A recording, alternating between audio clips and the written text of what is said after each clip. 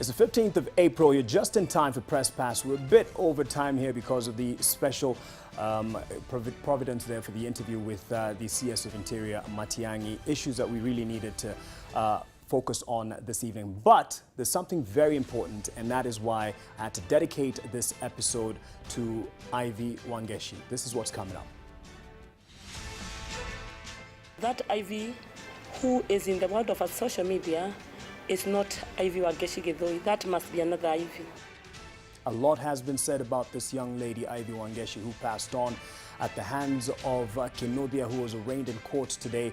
We look at how the story has been told and the nuances in there, as well as revisiting other stories such as Sharon Otieno's. And the conversation will be very candid. I have in studio someone who's been on Press Pass before and has been a contributor, Renee Ngamau, and also a colleague within the media space because she has been a presenter at Capital FM. Renee Ngamau, thank you for joining us. She is an advocate as well as a chairperson of Amnesty International, the Kenyan chapter. Next to her is a researcher on matters of violence against women in Kenya, in DRC, in Somalia, within the region. He has numbers to back this and has been following this particular story of Ivy Wangeshi and others on the matter of violence against women, and will be giving us the facts and the numbers. Wavi Muigai is sitting next to him. It's first time to here on Press Pass. She is the head of corporate communications at HELB. HELB that deals a lot with the young ladies and gentlemen who get financing for their education. And she will be bringing in an angle here, something that's been brought up in terms of the financing of women, and in the telling of this story, whether it's justified that what happened to Ivy Wangeshi should have, because there are some various angles to this on her receiving some money. But let's put it into perspective with a story that aired last evening. This was on the murder of Ivy Wangeshi, of course, a Moi University student who was killed last week on April 9th at Moi Teaching and Referral Hospital in Eldoret, Uasin Gishu County, by former schoolmate Naftali Njami Kinodia. Now, Ivy will be buried this coming Thursday, and the family has asked the public to stop what they term as malicious rumors about her. Here is a story that was filed earlier by Nuru Abdulaziz. At the home of the late Ivy Wangeshi in Makongeni Estate, Thika, the mood is that of solemn reflection. Death robbed this family and community of a daughter, sister and friend. It's a story penned with the link of grief as they put together the final chapters of her young life and their memory of her. That, they say, had been tainted by the whispers about her in social media. Her mother battling the torrent of emotions welling up inside of her to defend her daughter's honor. That Ivy, who is in the world of social media, is not Ivy Wangeshi Githoi. That must be another Ivy, not my daughter. Nobody else paid school fees for Ivy apart from we, the parents, and the government of Kenya through JAB. Immediately, Ivy passed away. Even before close family members got to know the news, character vandals got on the overdrive, spreading false and damaging information about somebody that they did not know. Ivy will be buried on the 18th of April at the family's rural home in Mahiga in Othaya, Nyeri County, and the family hopes to give her a decent send-off. We know that there will be a lot of members of the public from all parts of the country who would like to pay their last respects to our dear Ivy. As you'll agree with me, this comes with huge logistical and resource challenges. And it is because of this that we have obtained a pay bill number to help us with raising the funds that are needed.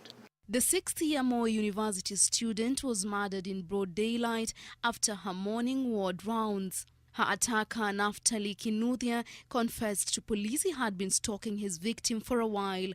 He was discharged from hospital, where he has been recuperating after members of the public roughed him up, and is now in police custody. Grass will grow again, yeah? You know, it will get green again. Right now, Nur Abdulaziz, NTV. it gets greener, yeah?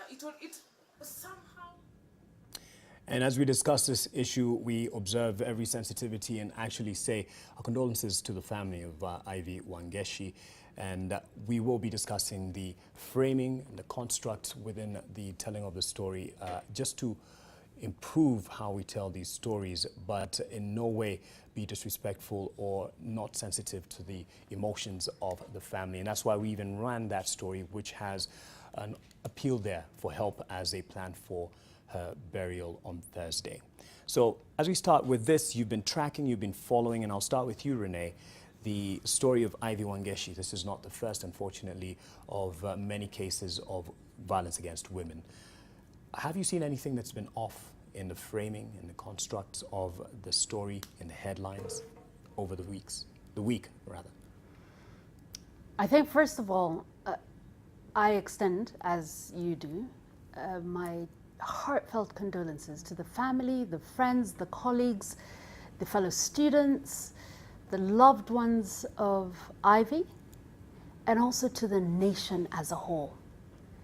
There is an amount of trauma that is a national trauma that happens every time we have a telling of a story like this that cuts across the fabric of us as Kenyans, that we must acknowledge.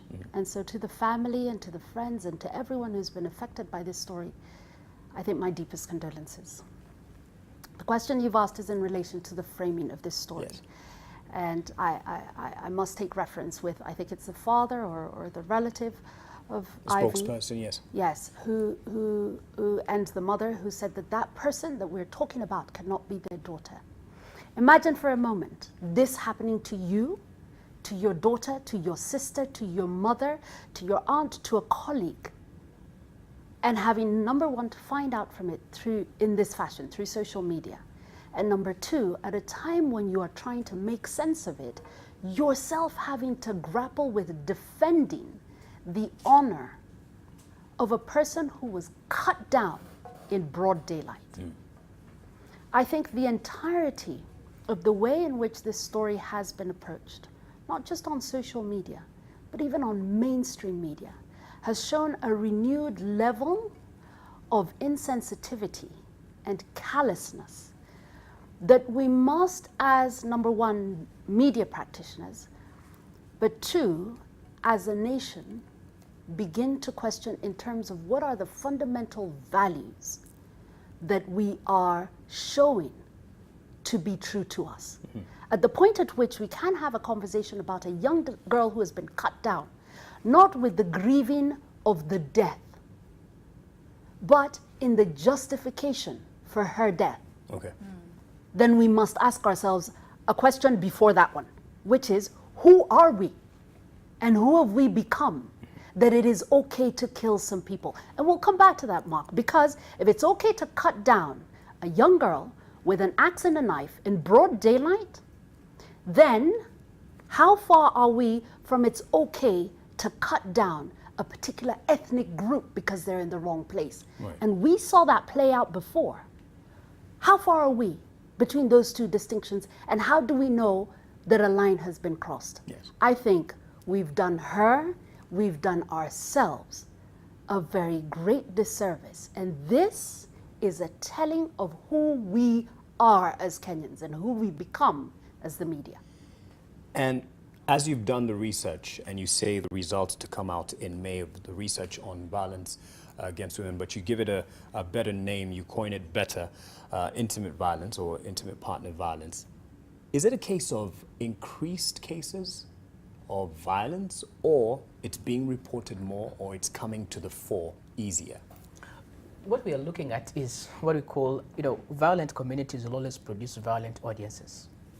So it is not a surprise to see that people are not reacting in the manner we expect them to react in terms of, grief, but rationalization, because they are so violent, they're so bought into the violence enterprise. Because one of the interesting things in the 3 countries we surveyed is that all of them have mutating phases of violence, and largely from political violence. And so when the political season passes by, violence moves to social levels, and so after that it moves to social levels, it hibernates, stays there for a while, and then it picks up again in the political season. Because why?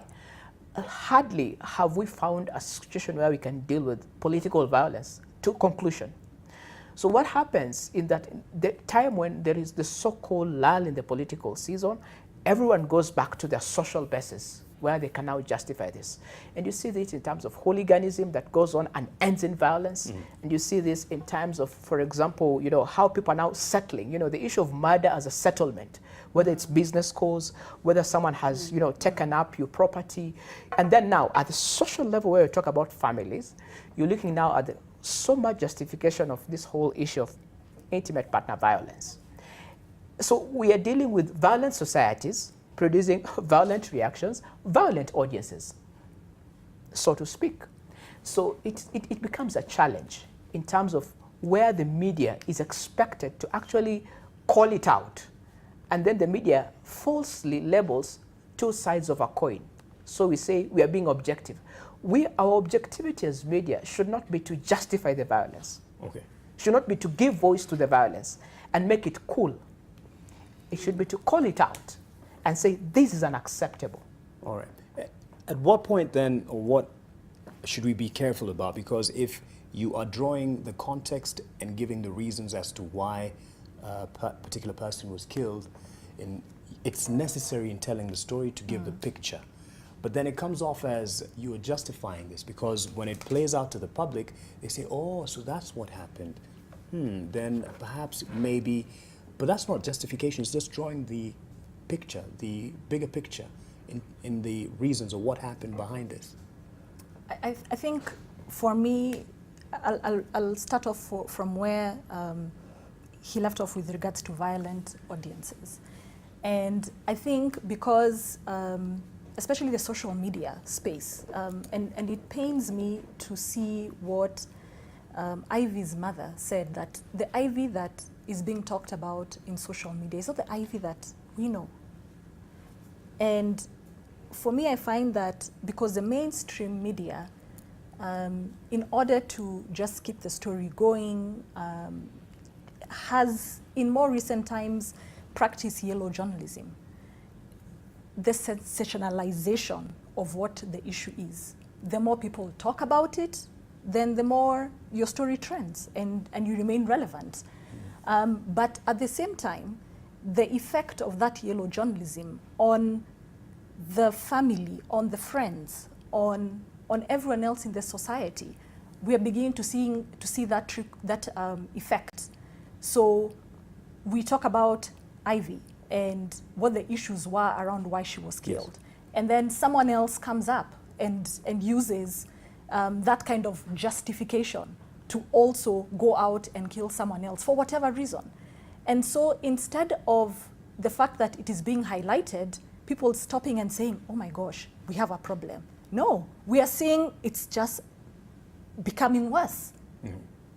Now, every day you wake up and you look at your social media timeline and you go like, what is happening?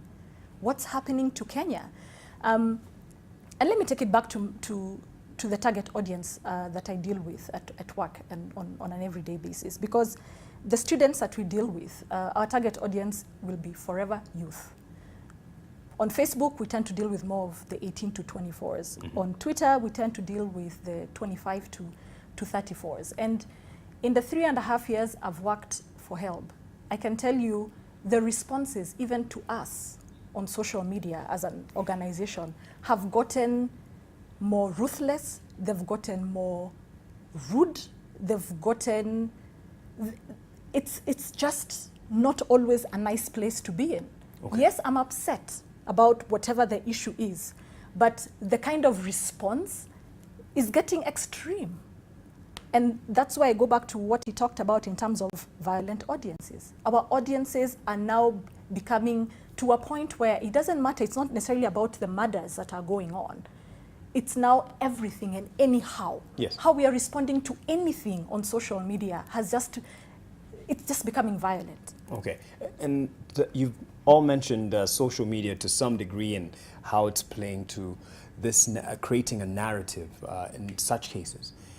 But that can't really be blamed on mainstream media. However, there is picking up a story from social media, especially when the conversation is heated.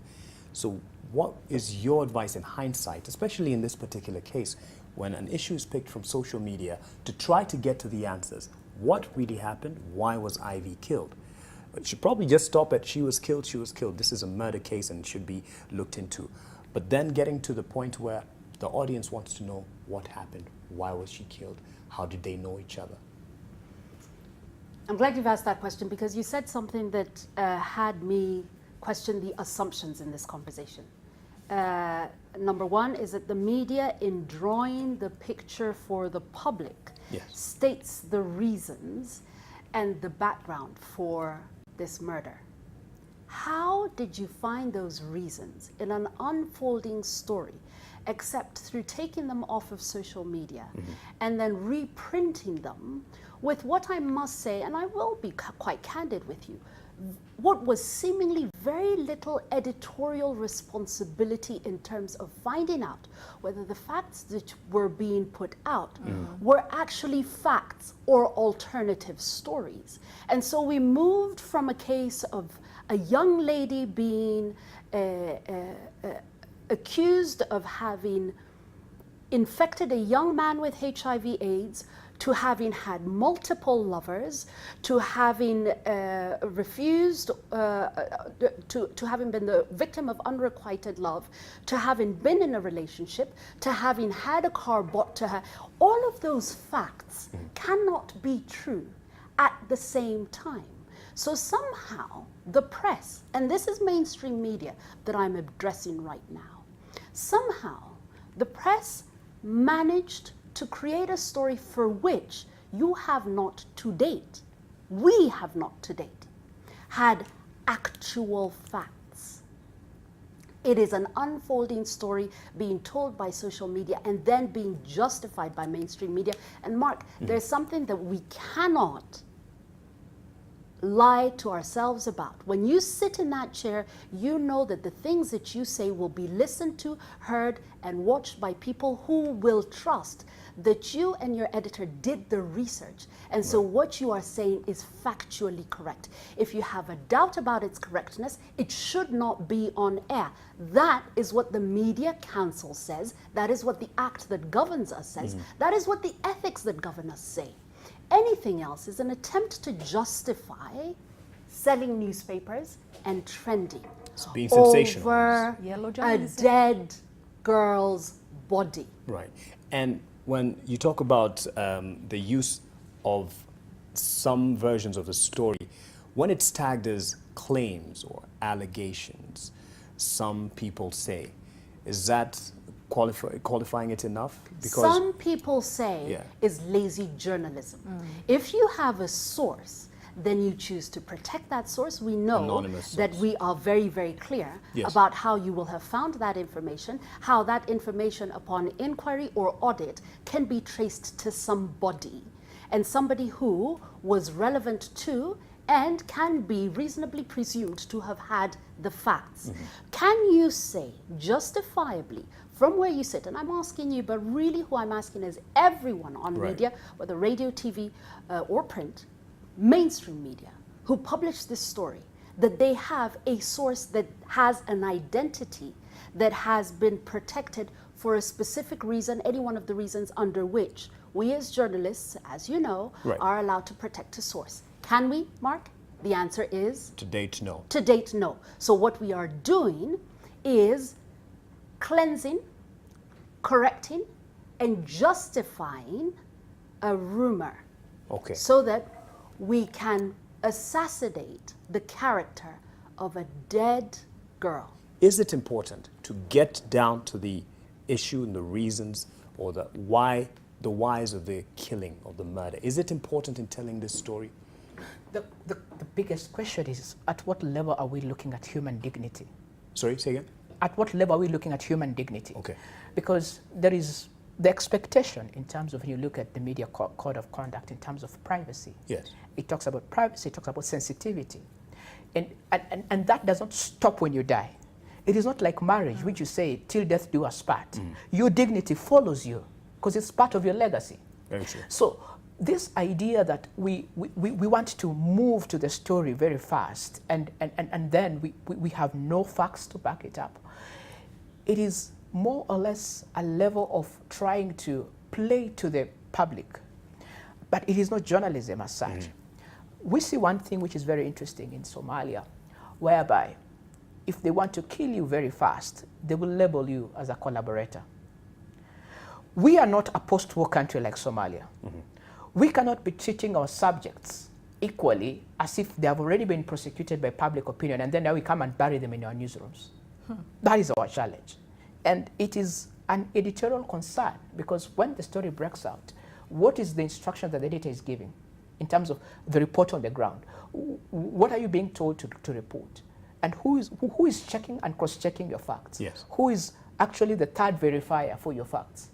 Or are we just saying, because it's a breaking story, all systems go? And then now when they take us to court, we come back and hide and say defamation. We need to be protected. It doesn't happen to happen both sides. We need to look at the dignity that is preserved of a human being in life and in death, unfortunately. Okay, I'll hold you on that point. I'll give you an opportunity to start, Mugai, when we get back, especially on the issue of a journalist, or actually a radio presenter, whose show and practice has been suspended for a bit from Homeboys Radio. He's given an apology. We'll see if for you that is enough, and the action that has been taken so far, because you reacted instantly to it once it happened. Stay with Press Pass. We're back with more. Welcome back to Press Pass, and we're using the story and actually examining the story on Ivy, the late Ivy Wangeshi, who was murdered in broad daylight last Tuesday. And again, as this conversation continues, we'd like to say our condolences to the family. Now, the person who's believed to be behind this, that is Kinodia, has been in court in Eldoret today, and has allowed the court in Eldoret has allowed police to hold Naftali Kinodia for 14 days. The order was issued to facilitate, and I'm reading this from the Star newspaper online, to facilitate completion of investigations into the killing of the Moi University medical student Ivy Wangeshi. And Senior Resident Magistrate Nicodemus Mosetti made the order after Kinodia was presented to court to face charges over the killing. First of all, because I have the benefit of having an advocate in the panel today, and people, as we posted this on our YouTube page, they were talking about, it's known. This guy was seen committing the crime, and he hacked her, and then there was mob justice, and he was saved by police. Why are you calling him suspect? He's the killer. Explain that from an advocate's point of view, first of all, and then whether we're wrong in just still calling him suspect. The law is blind, and the law must be applied across board. Yes. In the same way. The term for a person who has been arraigned to court on an accusation is suspect. The issue of guilt is not one of guilt versus innocence. It is a standard for which you must prove the crime, which is beyond reasonable doubt. And if we were to treat any suspect, no matter how sensationalized, any differently, then it would be an unfair application of the law. Everyone must be equal under the law, including this young man. Right. And you'll tell us a bit of your findings in terms of the social structures that are there to deal with such cases, and the law being one of them, and the aspect of it not being punitive enough, and that's why we have cases rising. But I'll throw this to you, Wavi, and this is the issue of radio presenter Dij, who was suspended, Homeboys radio presenter. He was suspended, and their show actually has been suspended as well, following some comments that were made on this case of Ivy Wangeshi. And you reacted soon after. He's apologized, and just to be fair, he's written something on his, I believe this is his Instagram page. It is with a sincere heart that I apologize to anyone who was offended by the remarks made on our show, Mtaani, yesterday, Tuesday, the 9th of March, after 10 p.m. After careful revision of the said show, we made some remarks that were provocative and seemingly tasteless on a very sensitive subject matter. Having said that, I'm also deeply sorry to anyone who might have been hurt by these comments. As one of the lead presenters of Mtaani show, I take full responsibility, and I'm totally remorseful for the specific statements. I would also like to apologize to our colleagues and Homeboys radio station as a whole. Mtaani apologizes to our fans as well as the immediate public on this issue. We're definitely taking steps to make sure we improve on the quality of our content. Does this suffice as the action that has been taken to suspend the show and the presenter? I think I must say, when I first saw it on Twitter, it was someone who actually was in their car heading home and tweeted about it and did, a small clip. Yeah. About it, Moas on Twitter, and he. And I remember, looking at it and going, what? Yeah. Look, a lot of these shows on radio, thrive in, just pushing the envelope, just really pushing the envelope and talking what they refer to as candidly about what's going on in the society. But I remember listening to that, being in total shock, and I screenshotted that and immediately sent it. It was about half an hour after he had made those comments on air, and sent it to someone who works at Homeboys Radio. And I was like, this is not good at all. You guys need to do something about it. It's completely unacceptable at the point where we reduce someone's dignity to having such careless conversations, yet you do not know what the full story is. Everyone saying whatever they want to say on social media. You have tried, you have sentenced, Ivy, and you then go ahead and have a conversation. I think for me, what made my blood, just go cold was the fact that you're having a conversation and then you're laughing. Right. I mean, they were laughing in studio. I was like, how? So the next day, the person I talked to at Homeboys Radio, said, yes, we've suspended, there's a press release that has been issued. And I must say, at first I was like, good. And then I was like, wait a minute, they actually suspended the show. They actually they suspended Dij. Okay. At that point, I think I appreciated the fact that it wasn't just a press release. Yes, there was action taken. There was some action taken. Yes. Now, my concern was also after that, was that then did the conversation calm down on social media? Not really.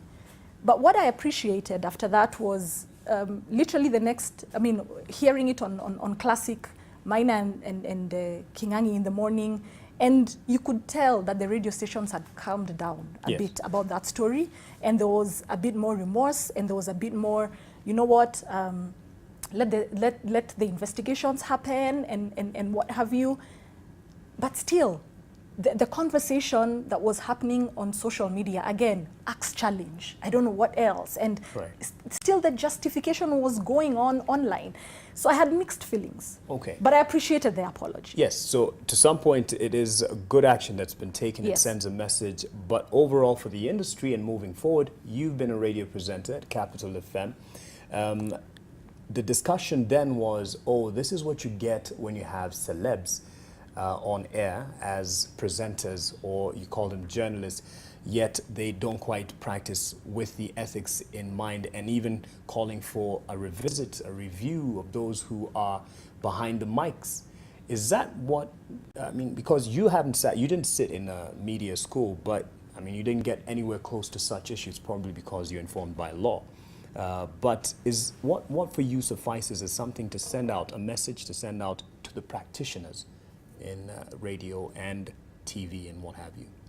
I think it's not a justification that you did not go to school in order for you to have a common level of human decency. Yes. This is not a justification, number one. Number two, each media house must retain responsibility, ultimately, for the training of whoever its presenters are.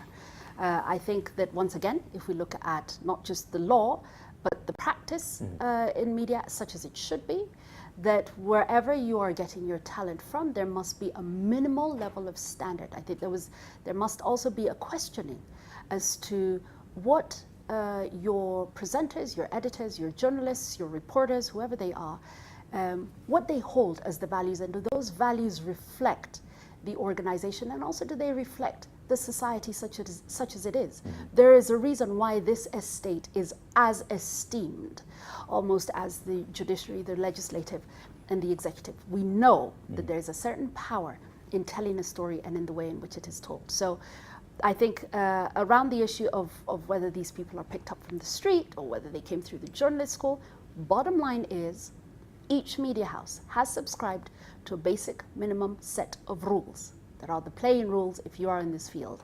And there is no justification for saying that you have not trained your people, or you did not know, or you do not have an editor. I agree that that comment should have been caught immediately, and that show stopped at that point and not allowed to go any further. Yeah. Let's take it back to social media, since we seem to be falling back onto this very much.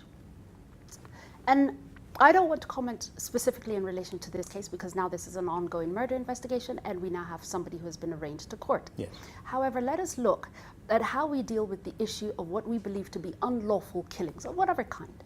We've seen a killing of a young woman by a person in public office. And that matter is still in court. So I will not deal with the issue that is in court, but the way in which we have reported it and the way in which we have we continue to report it.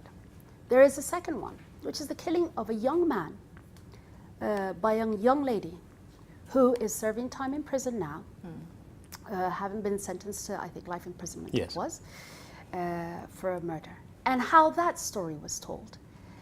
We've had another story of a young lady, a human rights defender, well loved and well known, and how that story was dealt with upon her death, another matter which is now in court.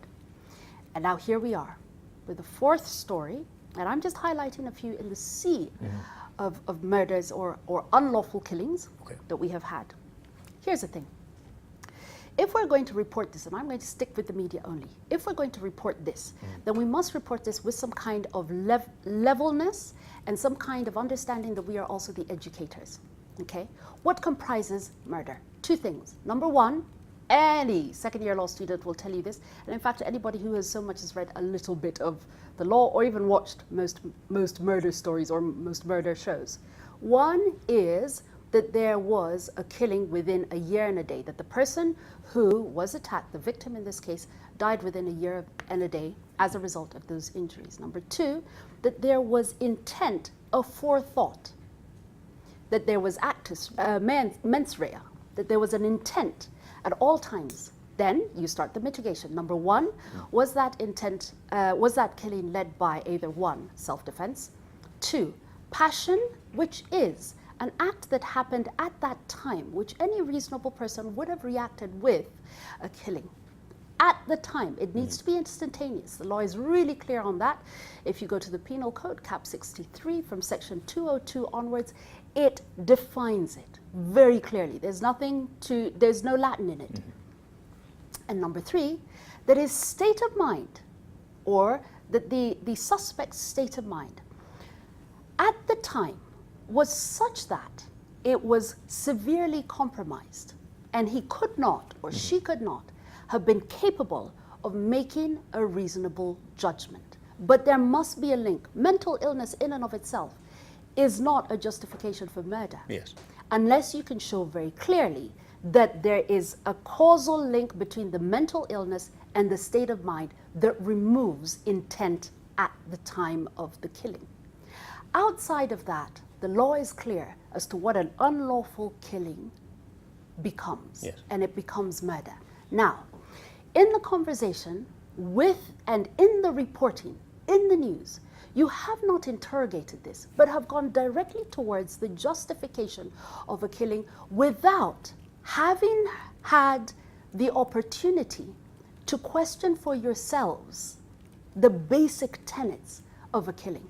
There is no, in law, there is no opportunity to argue that because one does not take gifts, or because one takes gifts but does not return it with love, that is justified. Unless we are to agree in Kenya that if you are young and you are female and you are beautiful by any standard, that if you are offered a gift, you must return that gift with sex. Is that the argument? That would be a dangerous one to go down. Sure. Or that if you are a young man If you are poor, you come from the slums, then necessarily you are a thief, and so you should be, it's justifiable for you to be killed. Or if you had HIV, it's justifiable for you to be killed. And again, I ask the question that I asked at the start.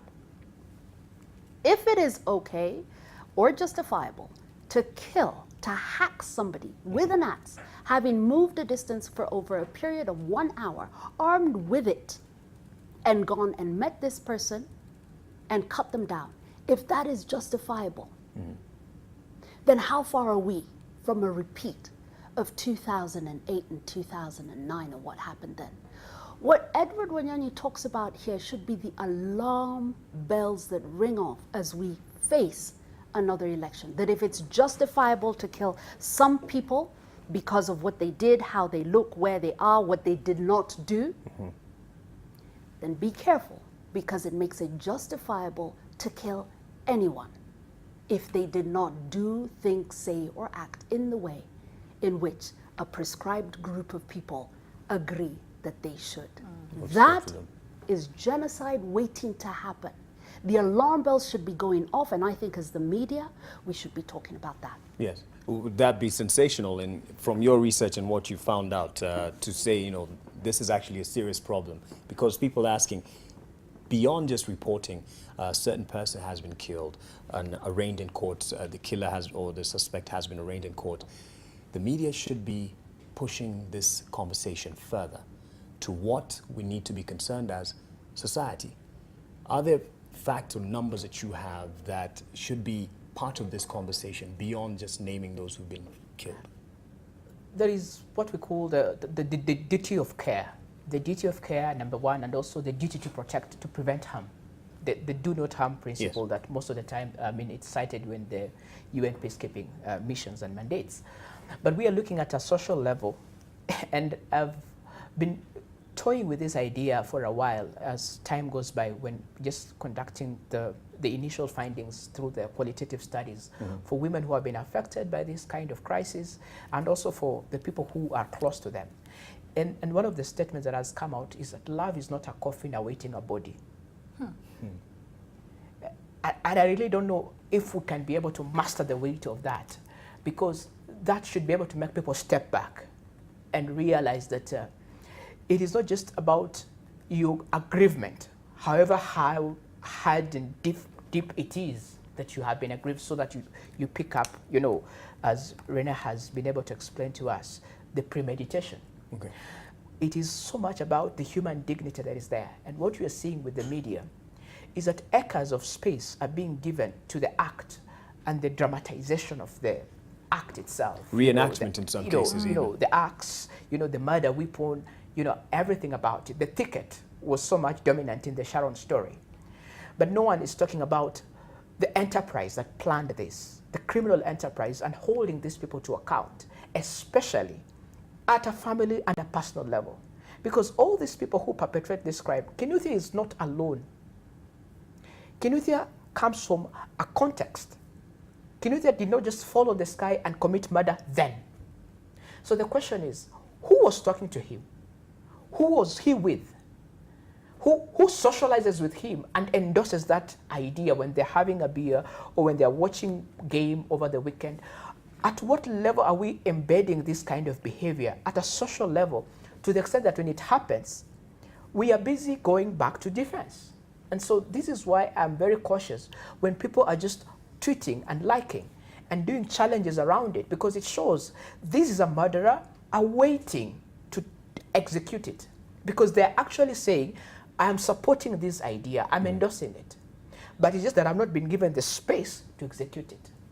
And that's why, for me, social sanctions are what we are lacking here.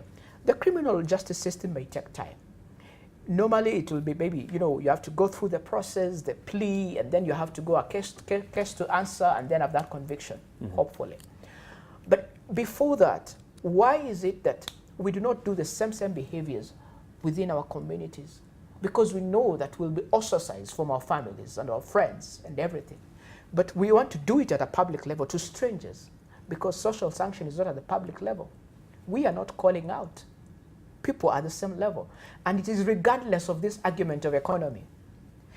even people who, it's just the people who are at a higher level of the economy will use different weapons.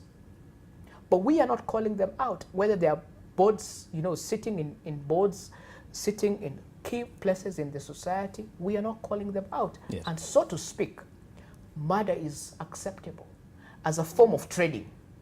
Settlement is now becoming an issue. We would have seen this and have expected this in societies which have very weak justice systems, have very weak, coming out of war. But even those ones are more sensitive. You're talking about DRC Yes. in this case? Yes, Yeah. we're talking about DRC. We're talking about cases whereby, 1820 UN Resolution 1820 talks about the use of, sexual violence, as a weapon of war. But then, even these societies know that is wrong, and even brothers and relatives are coming out for doing revenge killings. We don't justify that. We have had cases of the same in terms of data presented. But the idea is that they are working because the justice system has not been established per se. Okay. Our society right now, Kenya as it is, we have a justice system. We have a DPP, we have the police, we have everything. Yet people justify this because they know crime is existing at the private level. And that's why I come back to social conversations and social sanctions. All right. Looking at how we can shape that and how we can play part in this, because we're waiting the numbers that you'll be releasing in May, but perhaps it will be reported very slightly in like a short mention in the paper when you release your findings, and not quite use that and mine that information to inform the people. But we want to see if there's more that the media can do in these instances where you can take it beyond Ivy Wangeshi and use it to sensitize, create awareness for Kenyans to prevent the occurrence. Because then there's the issue of copycat syndrome. The more we report, does it happen more? Is that something that you can back with numbers? And that is another challenge we faced, especially when you're doing the focus group discussions in Kenya, whereby people thought that the media should immediately arrest the people who are perpetrating. They forget that the media is not necessarily the prosecuting agency. And so media will dedicate acres of space. But what we want to, perhaps one of the recommendations you're providing is that gender-sensitive reporting goes beyond just emotion. It is to deter and to create a safe space for our women and our men to work without necessarily the threat of violence. As what we just talked about some time back, women are now talking about this whole issue scared. And it is becoming a situation whereby we need to be concerned. What the media we expect to do, more special segments, more in-depth reporting that provides context in space, not just to ensure that, say, it is statistics for the sake of it, Yes. but rather, can we do it differently? And for me, that is the level of accountability that we need to be able to start presenting as our headlines. All right, let's look at that when we get back, because this is a concluding part of the conversation. Actually, having gotten the genesis of femicide and, who coined it and what's the philosophy behind that, because there's an argument that gender-based violence, whenever you hear that, it's almost always, you think women. But is that the case? Yeah. Probably it's the way we've been framing it. We'll be back with that and more as we conclude on Press Pass. Back to the concluding part of the conversation, and I want to put it first to you as you're talking about the social sanctions and something that we can come in and fit in that conversation and push forward. But in your research, do you feel or have you found that reporting more on these cases leads to a rise of more cases, copycat syndrome as we call it? There is a challenge, especially when we have to, deal with what I would call, isolated data, in the sense that two sides. One side is people identify with this, especially for women or cases whereby people have been socialized to keep quiet and think it's normal. Then when they realize people are talking about it, then they say, I think I want to be part of that story because I have my own narrative, I have my own experience, which has to be accepted. But also, the other side of it is that to what extent do we reach a saturation point in terms of regurgitating over and over without bringing in the accountability? And for me, that level of accountability is what I think our reporters need to focus on. Radio, particularly in Kenya, not only just in Kenya, across the region, is still king. So we need to really rethink about the quality of or editorial enforcement of the standards that are required, especially when having these kind of conversations. Because if they are trivialized in a manner that makes it cool, then people will not get the sense that they need to stop or, do not move towards execution. People will not be able to have what we call, step back from the tipping point. And that is a challenge we have. Okay. You mentioned social sanctions that touch to the justice side of things, and you talked about how we're yet to get to the point where it's punitive enough, where people know that you stay away from that because you'll get the justice served to you. You had a response to that. In fact, I did, and I wanted to some extent to challenge not that we have a weak justice system, because I agree with you, we don't have a weak justice system, but do we have a justice system that is perceived as being too lengthy, too convoluted, and not being seen to deliver timely, effective, efficient, and blind justice?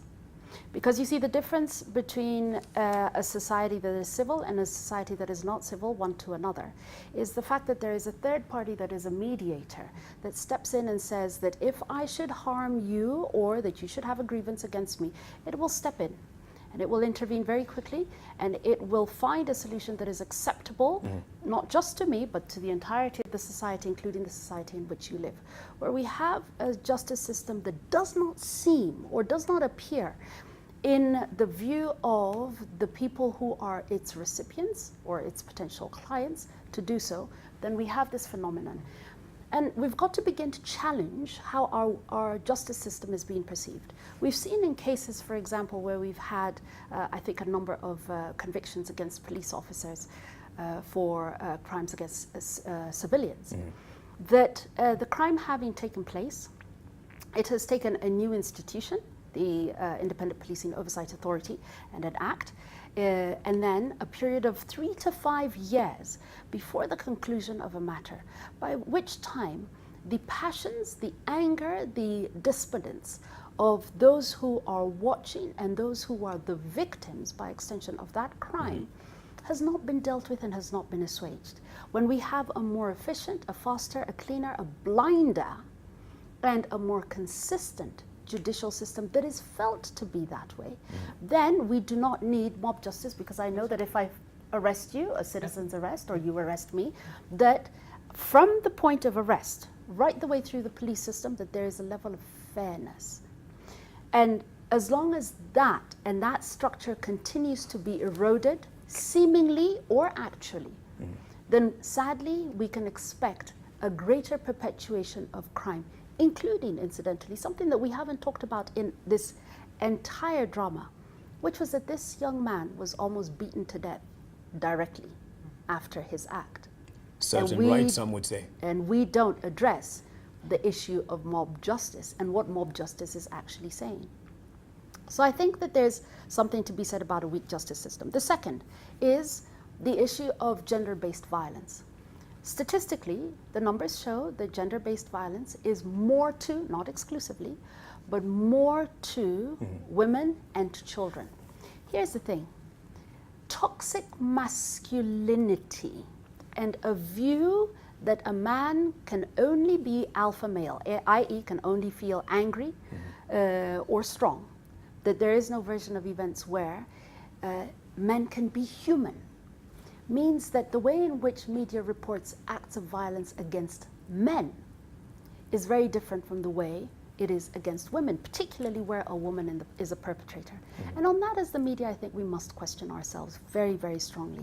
Let's face it, we already have the acts in place. The second schedule, the Media Council's Act, prescribes exactly how we are supposed to report in relation to gender violence and how we're supposed to report in relation to any kind of crime, so that it is not sensationalized. Maybe, even before we start prescribing new things for us to do in the media, why don't we just start off very, very simply by opening the Media Council Act 2013, Schedule 2, and actually doing the things that it says on it, reporting with integrity, protecting the victims and the families of the victims, reporting in a way that does not sensationalize and does not reduce the dignity of those who are the victims Maybe if we just did that, just do the things that we have agreed that we're going to do, the conversations on this show will be a notch higher, and the media will be serving the people of Kenya. And to the issue of gender-based violence, you've mentioned it, and there's that, Wavi, there's that term that's been coined now, has been used a lot, rather, femicide. And what are your thoughts on this? Because whenever we report and have a lot of focus on an issue where, and femicide here is defined, and this is Wikipedia, sex-based hate crime term, broadly defined as the intentional killing of females, women or girls because they are females, though definitions vary depending on the cultural context. When we focus on Ivy Wangeshi, for instance, and there has been a pushback, whereas being asked, there are men, there are boys who are being killed, and you're not giving as much focus on this. So gender-based violence seems to be special to, it's not exclusive, but special to women. What are your thoughts on that? So two things. I think even before we go to murder as a transactional tool, yes, in terms of how we are going to settle whatever differences we have, I think when we begin to talk about gender-based violence, then we have to go just into the basic interactions. And I'll go back to what Renee said. How are we defining manhood and the scenarios around toxic masculinity? And because my background in communications and customer experience usually says that if you've got a situation, go back and look at the root cause. So have we done a root cause analysis as media? Mm-hmm. Has media taken the time to go back and understand why is it happening? And why is there an increase in femicide? Why are we seeing it happening more to women? Now, if you ask me, I have a hypothesis around this. Just ask even women how they are surviving their day to day. I'm a mother of boys, and one of the things I can tell you is that I look at them and I'm hoping even as they grow up and I can be able to impart on them, yes, the ability to be able to understand that a no is a no. That the fact that if you're not happy about something, you will not be able to get whatever it is that you want every single day that you want. However, let's go back to this particular situation around femicide. How are women coping? And if you ask me, a lot of women have got one strategy of coping, which is tolerate. Tolerate. How are we tolerating it? You see a matatu, it's full of men, you don't get in. You get into a lift, you see it's packed, it's got mostly men, you don't get in. Just the situations around it. And let's look at the killings that have been happening even for the women. Not all of them are around this whole, oh, I gave this chick money and now she didn't, what I expected of her, she did not give me. Or like the case for the Pwani University student, she returned the money back. The guy still went to look for her and was not happy about why she returned the money back. Yes. There's something that's wrong. Let as society accept that the masculinity that we have is toxic. Mm-hmm. And what are we going to do about it? How is media going to run those conversations? And can they stop being one-off? Why can't we run a series? Mm-hmm. Why can't we use opportunities to teach our youth about what is happening? About delaying gratification, about integrity. And integrity doesn't even have to do with just stealing money. It has to do with even how you carry yourself as a person. Yes. And I'll take this back to my workplace. When we see kids applying for loans and everyone wants to say, oh, my father is a peasant farmer. Or they make only 5,000 bob. We blocked a number of kids from applying for the next round of application. Mm-hmm. There was an uproar from them. But we told them we need to teach you a lesson. We're not saying that you will never apply. What we are telling you is correct this, then we'll allow you to access the loan. What are we as society? What are we as institutions? What is media doing to be able to have this conversation on a human level where women feel safe, where men do not feel like they have been ambushed, because also men are saying, don't men lives matter? Yes. Women lives matter, men lives matter, all lives matter. I think we are just running away from the real conversation here. All right. But then is there that aspect of a lot of more sensitivity or a lot, maybe let's say warriorness, is greeted with the cases where women are involved in? For men, just toughen up, and you know, it's life. It gets hard sometimes. Is it equally treated in your view? And I'll throw it to any one of you as we conclude. I think before, Bibi, I'm seeing Eddie wants to say something Yes. around that. I think that's not fair, because if you look at the time when, and you know, usually the stories have certain seasons. There was a season a while back, it was about suicides. Yes. And suicides tended to have more men. There was more men and young men, or even older men, but it was male, you know? And still, that conversation needed to happen. Yes. What is the root cause? Why is this happening? I can tell you, the same way we are saying, this woman is your sister, is your mother, Yes. is your aunt, is your whoever. It's the same way during that time for suicides. We were also saying, these men are our brothers, are our fathers, are our uncles, are our colleagues. It doesn't take that away. Okay. At that point for suicides, it was mostly male. This time, for these killings, it's mostly female. It is what it is. All right. Let's not run away from it. Okay, Edward? Just to look at what is coming from the conversation, what I call subaltern narratives in terms of, do we have space for dignified relationships as a society? Whether it is in terms of our engagements with our employers, whether it is our engagements with our spouses, whether it is our engagement with our friends. Because if we have that as a frame of reference, then it's possible to be able to now put forward a conversation in terms of civility. Otherwise, if we try to bring the conversation of civility in a vacuum, especially in a society that tries to explain the idea of get it rich, get it quick, do whatever it takes, capture it all. And we see that our political system is winner take it all. We cascade it down to how we can actually be able to, how does the winner take it all? Hire goons, employ as many people as possible to ensure that you can capture that seat. So then what happens, even in our social levels, we want to misconstrue the idea of hard work to an idea of I either get it or I don't get it. If I don't get it, you don't get it. So then people are now bringing that narrative in terms of even human relationships, is that if it happens, you have many cases, especially in the month of January and between November and February, doing a research whereby a man would murder the family and commit suicide. So it is, no one loses, no one wins, no one gains. Yes. A settlement of murder that comes in because we have not created a space whereby there are dignified relationships. The question also I want to see is, do we as media over-glorify the idea that all relationships are supposed to be rosy? And how do we frame the whole idea of there is a possibility for reconciliatory dissolution of relationships?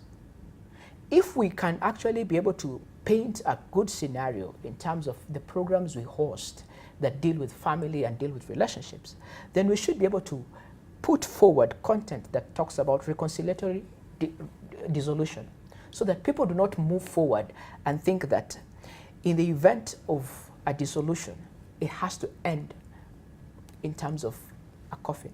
Yeah, and in this society, though, what the pushback you get is that, oh, nation, you're encouraging if it's dissolution and I've gotten you wrong. Right, divorce, you're encouraging divorce and, separation. I mean, that is the whole 80% idea. Christian nation. And that is the narrative. Who did that census, number one? Number two, 80% of what? Right. I mean, who did that census? We have never gotten that way. It is like the byword that says, because we have God in our national anthem, that means we are a godly nation. Certainly not with the graft cases we have. Certainly not with the quality of leaders who are actually moving around and arming militia. Certainly not with the kind of, anarchy that we see every election. Yeah. That is not 80%. So I disagree. From a researcher perspective, I disagree. Because we are not anywhere closer and there is no backing of that. Yeah. It is an instrumentalized political statement that we always jump in and become convenient. Because why? Peter Eke, the Nigerian scholar, said, Africa is a society of two republics, public, community. So we move. Now for us in Kenya, we have completed the triangle and say church or mosque. So whenever we mess up in the community, we move to the church. Whenever we mess up in the church, we move to the public.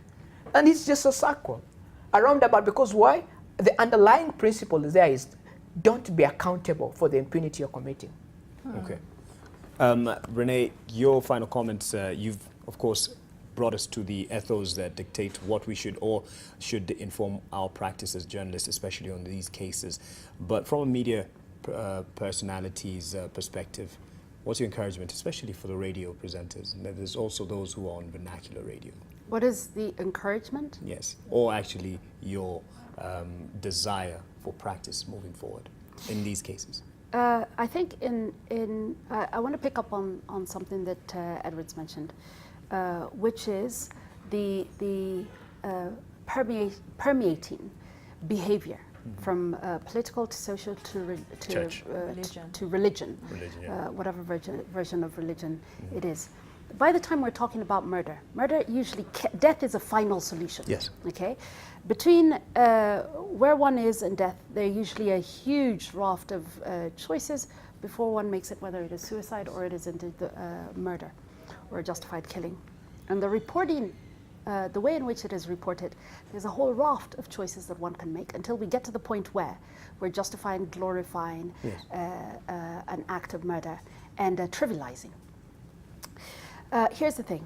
Number one is where we have systems, and we must begin as media to do two things. Number one is actually do some research. It is lazy journalism to go on Twitter to find the story. That is, now let's speak about the ones who were trained. There is certainly no class where you first troll what's going on on your TL, and then you come back and you create a story around a rumor. That is the height of laziness. And I think it's important that we go back to the basics of journalism for which we celebrated. Houses like Nation Media House and knew that their reporting or their reportage is the truth or as close to the truth as we can get because of that element of research. And there needs to be funding put into that, and there needs to be editorial policy that requires that there's an interrogation of the story beyond it trended last night. That is so pick it up and go. That's lazy journalism, whether or not we have been the second trained. point? Second point is that for as long as we knowingly allow professionals in the profession, professionals, not the ones who have not been trained, we allow professionals who have issues of integrity, who have questionable ethics, who have got issues before them that require either criminal or civil investigation and that require cleaning up. But we allow them to pass through because they are somebody's child, or they know somebody, and we justify or turn a blind eye to it. We are no different from those who would justify murder. Integrity must be integrity at every level, and not a big version of integrity. Integrity just being basically, these are the tenets to which we have agreed. We will not whitewash you. If you fall outside of these, you are unacceptable as a professional, or you are unacceptable to represent a profession at any level, whether it is media, or whether it is medicine, or whether it is engineering and buildings that are falling down, or indeed whether it is, whether it is law, or as long as we are justifying people who have questionable ethics and integrity into positions of public service and leadership, and then working backwards to prove their innocence where everybody questions whether they should be where they are, we failed as professionals. Leave the ones who were influencers and got behind the mic.